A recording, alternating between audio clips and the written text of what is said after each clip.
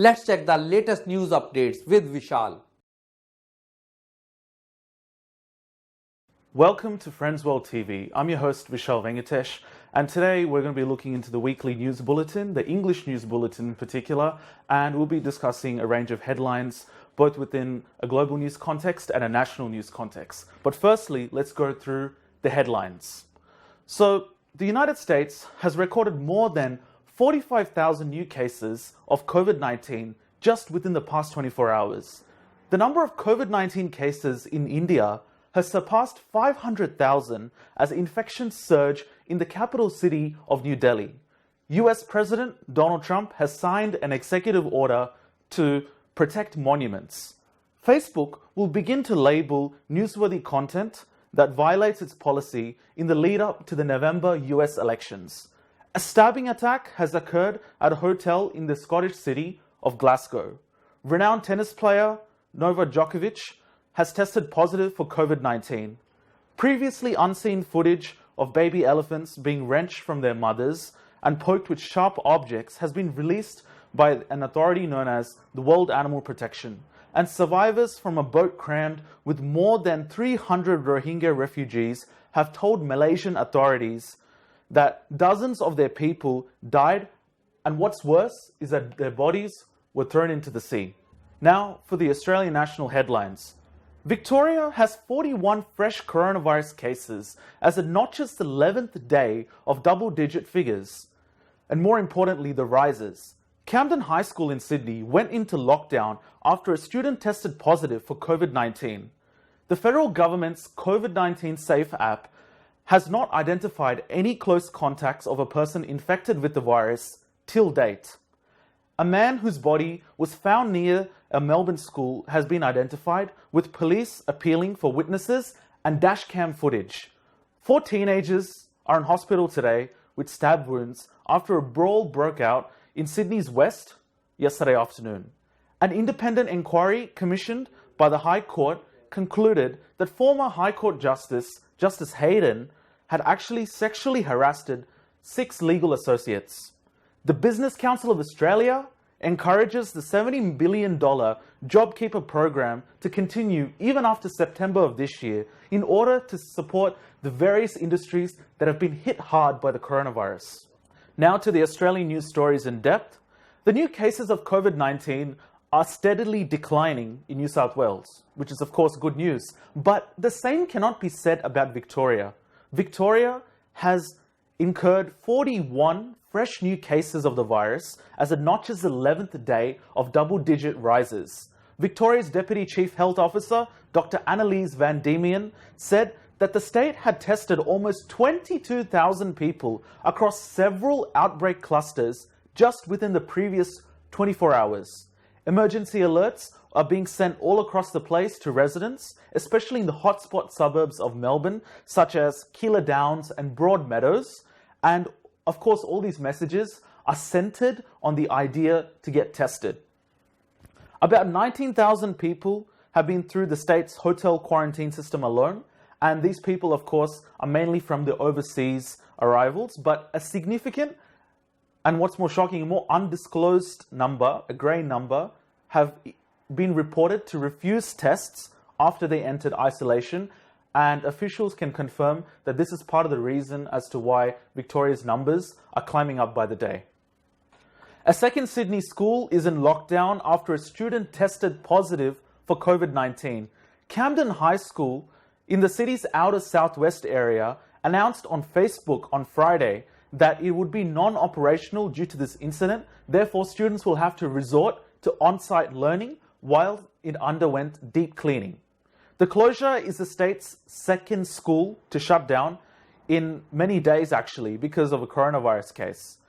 The first school was Lane Cove West Public School, but that school reopened on Friday after a thorough and deep clean was conducted. The federal government's COVID-19 Safe app is not working. It has not identified any close contacts of a person infected with the coronavirus who had not already been found through manual contact tracing. The United States has recorded more than 45,000 new cases of coronavirus within just the last 24 hours. This is the record worst for the US as of today. The city of Florida reported a rise in the rate of positive test results from what was previously 8.9% to what is now 13.1%. Anchorage residents are now required to wear masks in public by emergency order, and more than 125,000 Americans have officially died of the virus. The new record for positive tests has edged the total number of confirmed cases in the US is now close to 2.5 million, and this comes as several states across the country is at the center of a new surge in the infections. It took steps back from its current efforts to ease restrictions on businesses and wider corporations. One of the hardest hit areas of the US is the state of Arizona, which practically recorded more than 300,000 infections on Thursday alone. And what's worse, you may be wondering, this is the fourth time this week the state has recorded that type of number, within the thousands.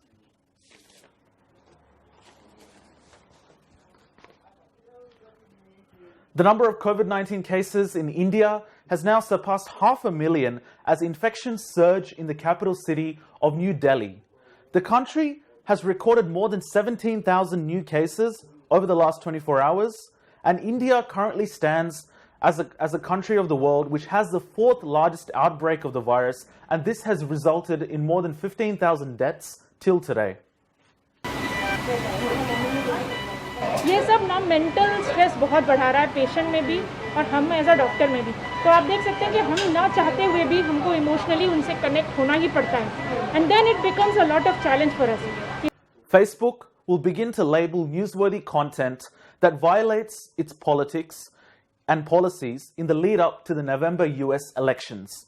Facebook will now be joining Twitter in adding labels to some content, including posts about voting and campaign policies. It comes as some advertisers plan to halt advertising on social media platforms. And this movement has essentially been sparked by a major civil rights group, which says that the movement does not go far enough into stopping hate speech, vilification, and more importantly than that, misinformation. As global outrage grows against racism and discrimination, sparked by the police killing of George Floyd in May. But by them not focusing on the importance of truth and evidence and verifiability, they're sort of contributing to a whole lot of these sorts of very underhanded and very dangerous information campaigns. On Friday, two of the world's biggest advertisers, Coca-Cola and Unilever, pulled their promotions from the platform. Unilever's also removing content from Twitter and Instagram until the end of the year. More than 100 companies have joined a campaign called Stop Hate for Profit, which accuses Facebook of not doing enough to combat hate speech. The campaign said in a statement, "Faced with this tidal wave, Mark Zuckerberg responded today with a small number of small changes. We've been down this road before. They've made apologies in the past." One of those apologies was in 2018, when Zuckerberg was called to testify in Congress over his company's handling of user data and how it was exploited to meddle in the 2016 US election. We didn't take a broad enough view of our responsibility, and that was a big mistake. While Facebook's shares dropped 8% on Friday, analysts believe this controversy won't hurt the social media giant in the long run. They are the total power in the media field. Last year, even amid the criticism, which is very similar to what you're seeing this week, their advertising revenues last year, 2019, went up something like 27% to nearly $70 billion US. So Zuckerberg knows that he's the king of the hill, he is the gatekeeper. With the November presidential vote just 4 months away, Facebook has already taken down a video posted by Donald Trump's re-election campaign, and the president's lashed out at social media platforms' efforts, accusing them of censoring conservative views. Alexia O'Brien, Al Jazeera. A stabbing attack at a hotel in the Scottish city of Glasgow has left a number of people injured and a police officer in a very critical condition. The male suspect was shot dead by armed police at the scene of the incident in the Parks Inns Hotel. 6 people, including 2 teenagers and a 42-year-old police officer, are being treated for the injuries as we speak. The police officer's condition is said to be critical as of now, but doctors have officially confirmed that his condition is stable. Scotland's First Minister, Nicola Sturgeon, determined the incident as truly dreadful, but said that it was not being treated as a terrorism-related incident when in fact it was.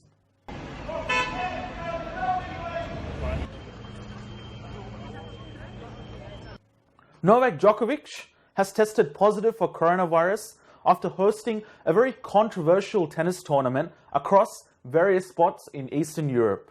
The men's world #1 tennis player, Mr. Djokovic, has confirmed that his COVID-19 diagnosis in a statement is defending his decision to host the tour. The event took place in Serbia and also Croatia, and fans were free to mingle with players, even dancing in things like nightclubs. Test positive for coronavirus. His wife, along with another player's wife and 2 members of the support staff, have also contracted the disease. Djokovic is now in isolation in Serbia. In a statement, he said, "I am extremely sorry for each individual case of infection. I hope that it will not complicate anyone's health situation and that everyone will be fine." Previously unseen footage of baby elephants being wrenched from their mothers and being poked with sharp objects has been released by the World Animal Protection. New footage shows elephants being chained up and trained to perform really odd and abusive tricks. Baby elephants in particular are put through a very crushing, a soul-crushing process for rides and in the name of entertainment. World Animal Protection is currently urging travelers to seek out ethical tourism. The footage, which was shot in Thailand, it essentially shows elephants being chained up and being trained to perform tricks like circus animals, and some of these, to go into in-depth detail, they're being asked to walk on their hind legs, and some of the footage shows elephants spinning hula hoops with their trunks or even painting on a canvas, and the elephants clearly look uncomfortable. Survivors from a boat crammed with more than 300 Rohingya refugees have officially told Malaysian authorities that dozens of their people died, and what's worse, their bodies were thrown at sea. The refugees' journey started in early February of this year, and dozens died, but only 269 Rohingya have made it to the shores of Malaysia.